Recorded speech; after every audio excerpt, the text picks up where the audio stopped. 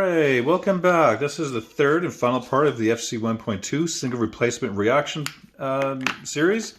So here we'll look at the halogen activity series now. So the elements in the halogen family also have their own activity series based on displacement reactions. So for example, a reaction occurs when chlorine gas is bubbled into a colorless solution of potassium iodide. So chlorine, potassium iodide. The reddish color indicates the elemental ion is produced in the solution. So it follows the same pattern. The only difference here is that we're dealing with a non-metal. And here we have a metal. And then here we have a non-metal. So we're looking at, does the non-metal replace the non-metal? And in this case, it does. So if we go back to this page, and I'll be getting you a separate handout too that has this. I guess it's on the next page. So not only we have metals, but we also have, if you look at the next page, we have this, an activity series with just the halogens. Now if we notice something interesting, fluorine, chlorine, bromine, iodine. Fluorine, chlorine, bromine, iodine. It follows the same pattern as on the periodic table. So we look at the halogen groups there. How they are arranged is the activity series itself.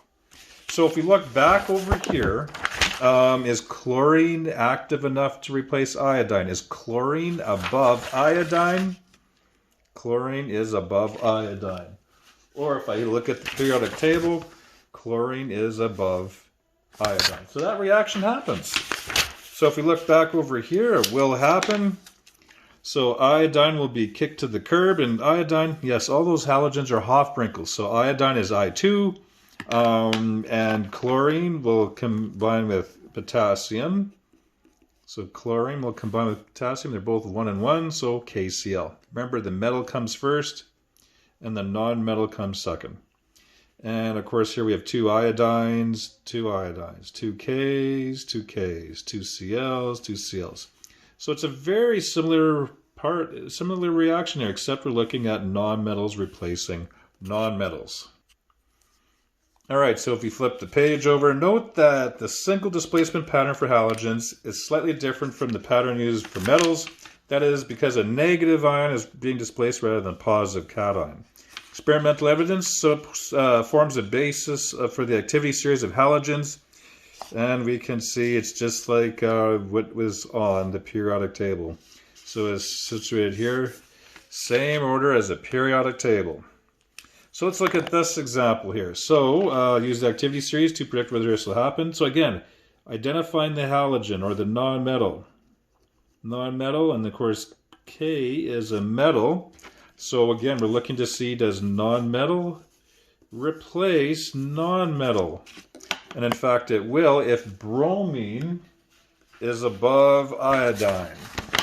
And over here, bromine is above iodine, so yes, that will happen. So that means this non-metal, iodine, is kicked out to the curb by itself. It's a Hofbrinkel, so it's going to exist as iodine gas. And then we'll have potassium and bromine hook up. Potassium in ion form is K+. And bromide is the -1 ion. So they come together 1 to 1. And that'll be my solution here. My KBr will be dissolved in aqueous solution. Looking at balancing here, 2 I's. So I need to put a 2 here for 2 I's. 2 K's, 2 K's, 2 Br, 2 Br. So that is balanced. Lastly here, let's take a look. We have iodine, which is a non-metal, or halogen, and chlorine, which is a non-metal. So I know it's going to be non-metal and non-metal. And of course, I have potassium here again as my metal. So is iodine active enough to replace chlorine, or the chloride ion? Is iodine above chlorine? Is iodine above? No, it's not. It's below. So this will be a case of no reaction, unfortunately. So that's how you do it. So we have metals replacing non-metals. We use the regular activity series here to see if one metal by itself replaces a metal that's in a compound.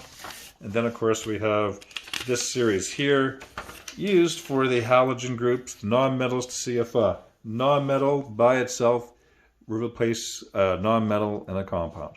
All right, so that's the end of FC 1.2, single replacement reactions. We'll see you again.